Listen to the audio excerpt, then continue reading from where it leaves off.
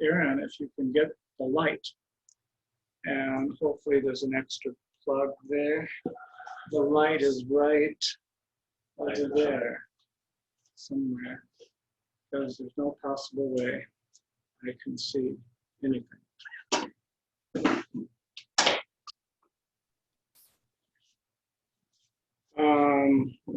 My introductory remarks are that I really want to encourage you folks who are joining us by Zoom to really indicate to us what kind of problems, technically speaking, that you might be having.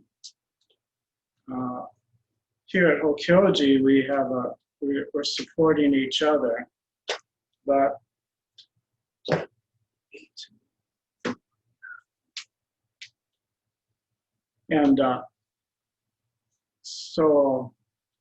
but I want to make sure that you folks at home have as much support as you can get.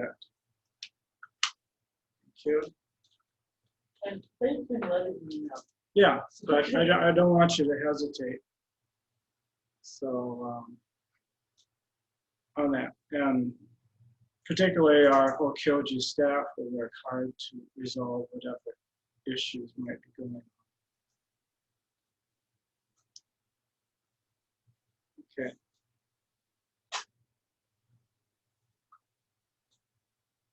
Dogen's first few sentences in the Fukanzazengi read, "The way is originally perfect and all-pervading. How could it be contingent on practice and realization? The true vehicle is self-sufficient. What need is there for special effort? Indeed, the whole body is free from dust. Who could believe in a means to brush it clean? It is never apart from this place, from this very place. What is the use of traveling around to practice?" So he makes 4 statements, and then he asks for a question after each statement. The statements are what's generally realized to be true. If, according to Buddhism, the way is originally perfect and all-pervading. The true vehicle is self-sufficient. The whole body is free from dust. It is never apart from this very place and moment. And then he counters each one with a question. For me, these questions are related, or I feel a relationship between what Shakyamuni Buddha said very clearly and succinctly, that human life is suffering. These are the questions coming up from Dogen that's asking about this suffering. And as I've been thinking about this past few days,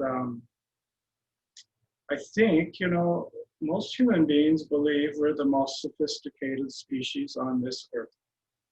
There might be some exceptions. Maybe some think dolphins or more.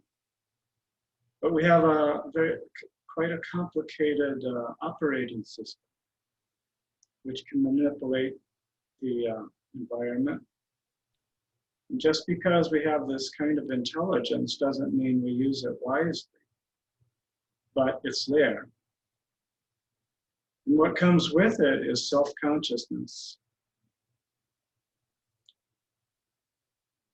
Kagiri Roshi would say self-consciousness itself is suffering. So just to have a consciousness of this self being separate from the rest of the universe is already suffering. So this is what I'm thinking Dogen is saying here. Because in the first sentence he says, the way is originally perfect and all-pervading. How could it be contingent on practice and realization? It's our mind, our consciousness, that's seeing practice as one thing and realization another. It's our mind that's analyzing or thinking about, if I practice hard, I can attain realization. All we have to do is think about the animal realm. And I've been thinking about it a lot lately with all the millipedes in my lower level. They're just there doing their thing, whatever it is. I don't think they're thinking, you know, I got to get some water. If I get some water, I'll be okay. That thought process isn't happening, I don't think. They're just functioning. They're also not thinking, fortunately or unfortunately, that if I go into Dokai's house, good chance I'm going to die. And anyhow, so that it's just, it's this consciousness that creates this separation between myself and others. This practice I do and this striving for realization.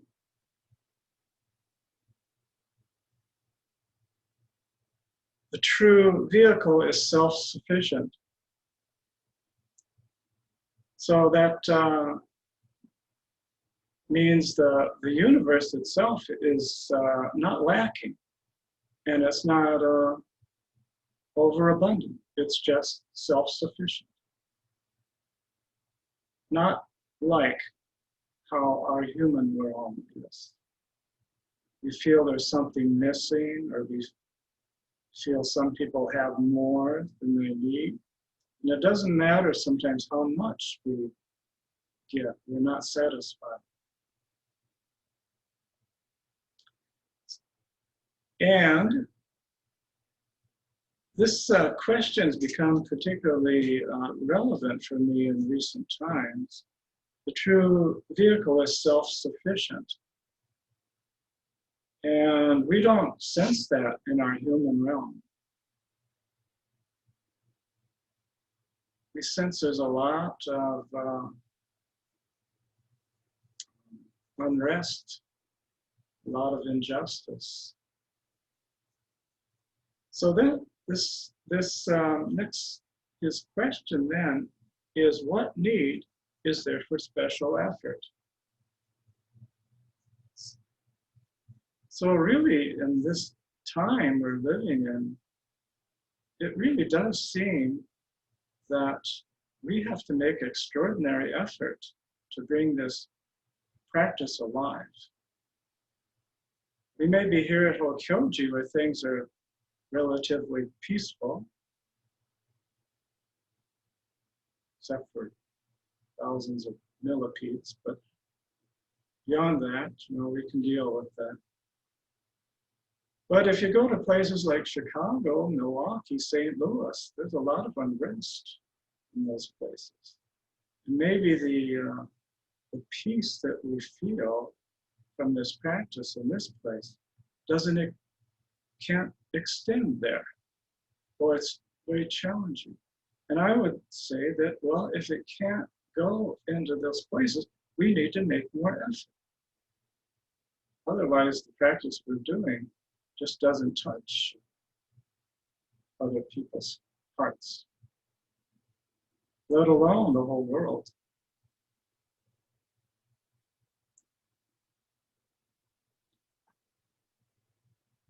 Indeed, the whole body is free from dust. Who could believe in a means to brush it clean?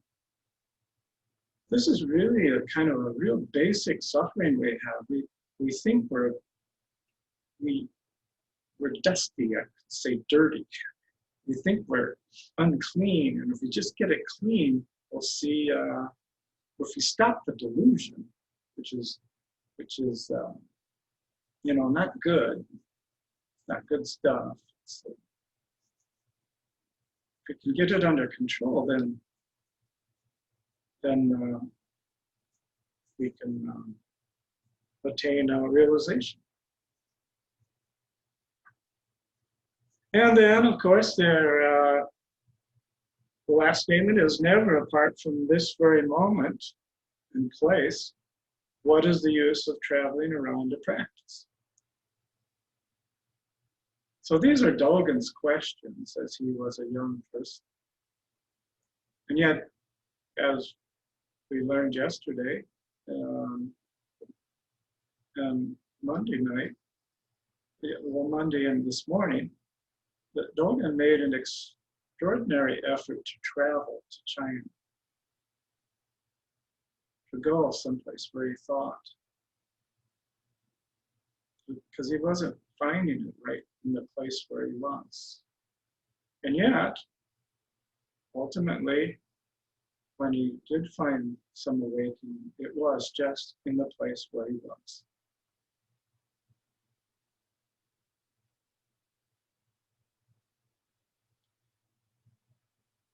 Then his next lines are, and yet, if there is the hair's breadth deviation, it is like the gap between heaven and earth. So that's the gap that our mind creates. It continuously creates this gap. Katagiri Roshi would talk very often about creating this gap, trying to practice without any gap through all of our activity, be it whether we're offering a stick of incense at the altar or bowing. There's these formal activities. Of course, Zazen, practice of Zazen, but all through our activities, washing dishes, using the facilities.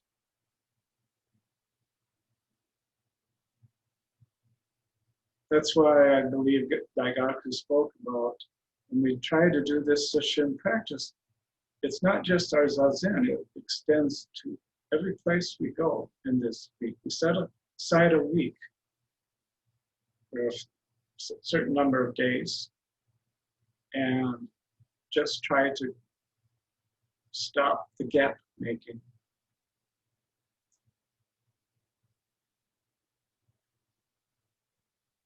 And his next line is, if the least like or dislike arises, the mind is lost in confusion. And how absolutely true that is.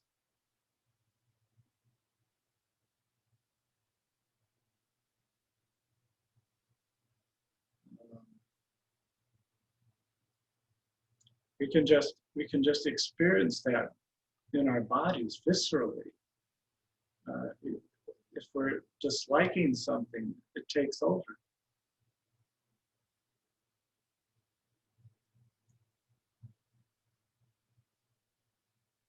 So this is where we sit down in the midst of all this and just sit. Just sit through sometimes this confusion and all the unpleasant sensations that might arise physically, mentally, emotionally.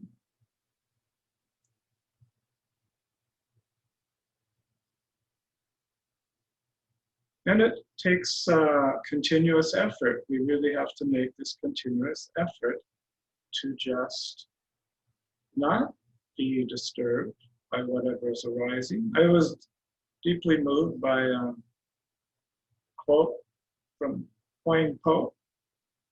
It's really, really simple, but he just says, do not let the least movement of your movement of your mind disturb you.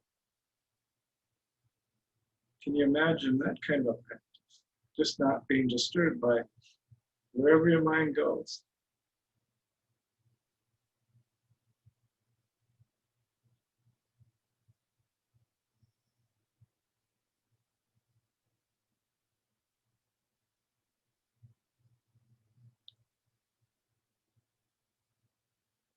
Then Dogen gives some practical advice for how we do this sitting.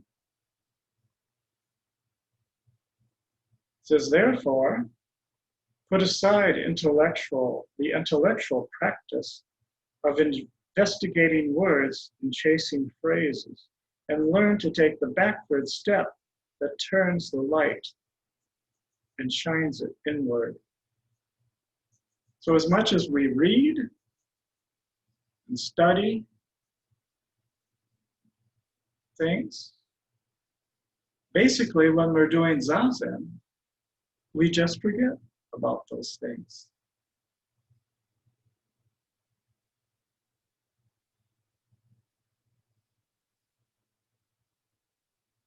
Kadgiri Roshi, after he'd give a talk, he said, if you don't understand what I've said, just forget what I've said. Just forget about it.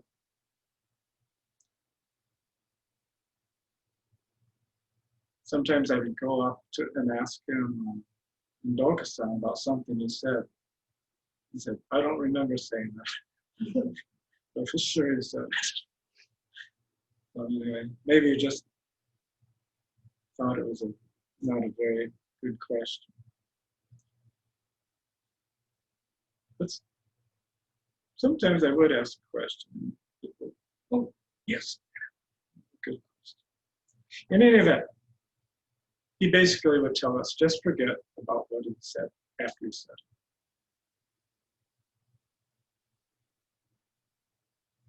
And learn to take the backward step. That's like the Buddha says, the practice we do is going against the stream. This kind of practice we're trying to do isn't just what we naturally want, how we want to go. It's turning something around, and Buddha says it's going against the stream of human desire. And that's, I think, is what's taking the backward step, the backward step to turn the light inward.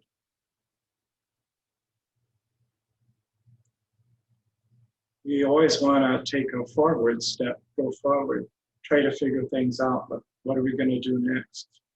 Where are we going to go next? What are we going to accomplish?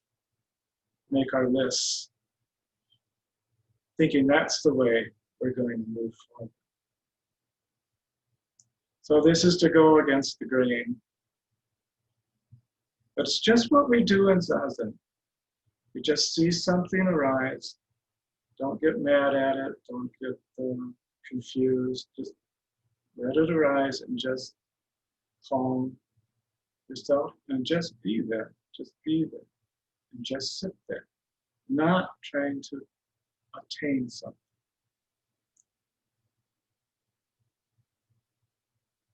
But that's quite challenging. He says, turn the light and then shine it inward. Body and mind of themselves will drop away. And your original face will manifest. If you want to realize this such thing, work on this such thing right now. In another translation, it says, if you want to attain suchness, practice suchness without delay. So that's pretty important.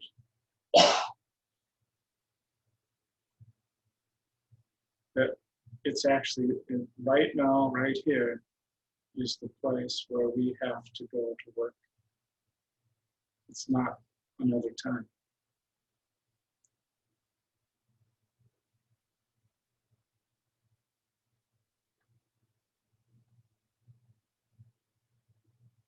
For practicing Zen, a quiet room is suitable. And that's true. I hope you all who are at home have found a way to make a quiet space to support this practice. We at Hokyoji have that, and it's very supportive for us. Eat and drink moderately, that's very important too, actually. If we eat too much, we just get lethargic and tired.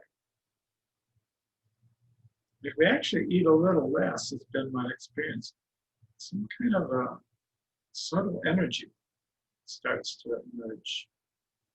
We get just a little hungry. It sharpens our mind and creates energy. Put aside all involvements and suspend all affairs. So that's why we're doing, when he's talking about when we're doing Zazen or Sesshin. If you're the cook, Tenzo, or Ino, you can't quite do that. You have to attend to the affairs of what's going on. But at least we could suspend the affairs that are going on, in our larger world for just a few days. Not worry about, there's millions of things we could be concerned about, but let me just suspend those worries and those affairs for a few days.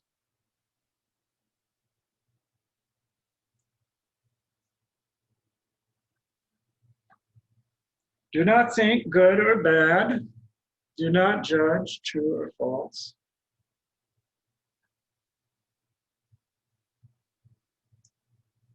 So this is a very basic practice in Zazen. Sometimes we feel we had a good period of Zazen. Sometimes we think this is a horrible period of Zazen. But it's just our thinking. There's just no good or bad.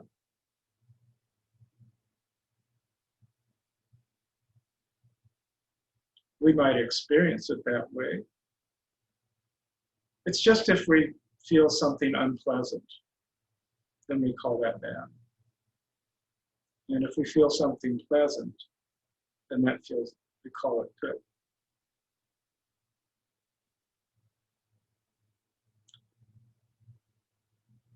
But the practice we're doing is we're not trying to go toward the pleasant. We're not trying to avoid the unpleasant. We just want to sit with equanimity in both of those fields.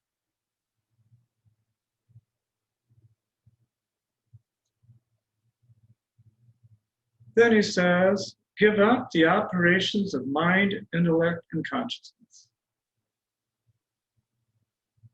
So that's always, I've almost found that one humorous, but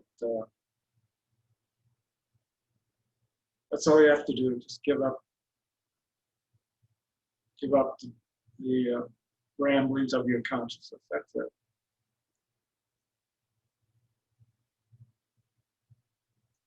And then here's the last one. Have no designs on becoming a Buddha. Now that's the real kicker. Because actually, if we do start to settle down in this practice, doing this Zazen, we will start to feel something very pleasant.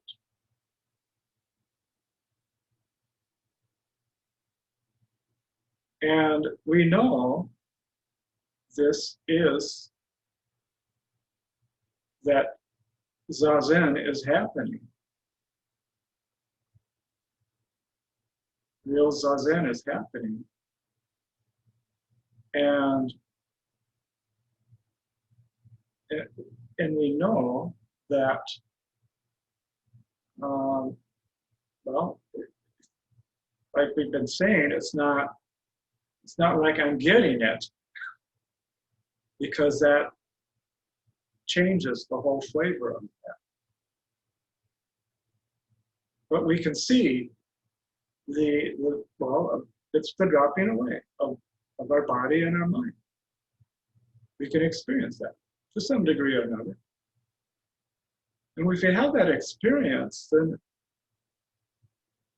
at least every moment I've had some taste of that, the next thing comes up is, okay, I want to become a Buddha. It's like that's the first thing that arises. Or I'm getting close, something like that. And then that changes the flavor. So how do you just sit there without trying to attain anything? But I'm happy Dogen says this because obviously he had that same experience with his sitting, of striving to become a Buddha. So he admonishes us, don't do that.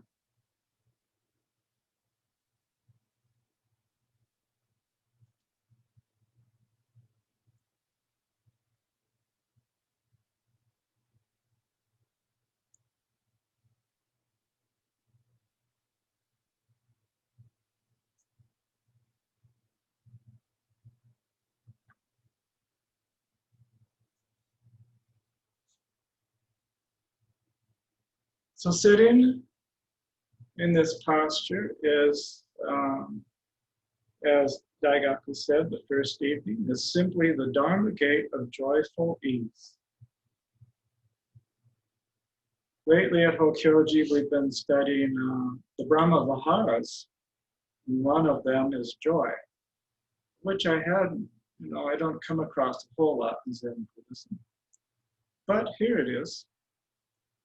It's just joyful ease. Or repose and bliss was another translation that I first heard.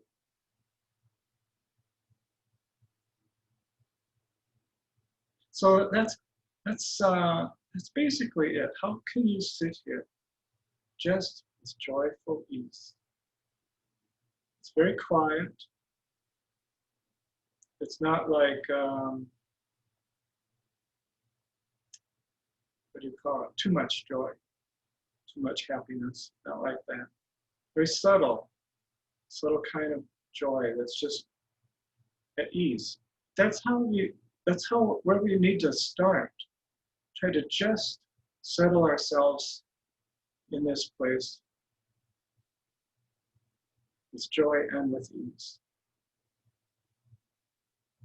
And just keep our attention there.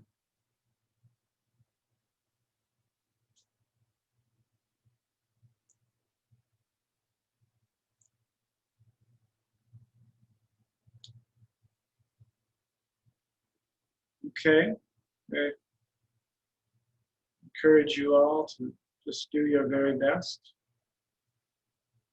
Support each other. I hope it'd be nice if there'd be a way you people at home could find a way to support each other. We'll have to figure that out maybe another time. Anyway, take good care. Thank you very much for your attention.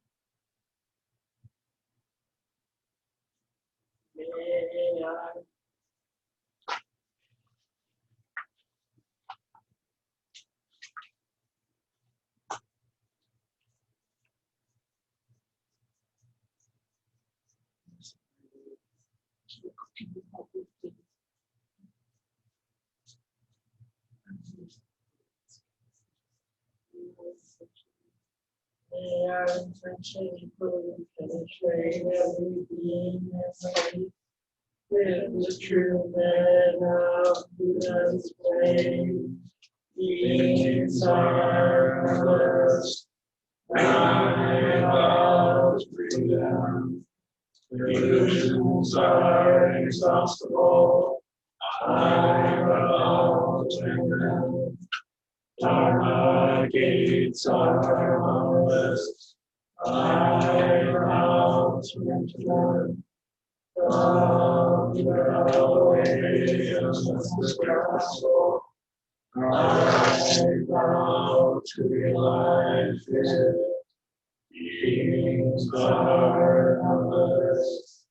I vow to free them. Illusions are inexhaustible.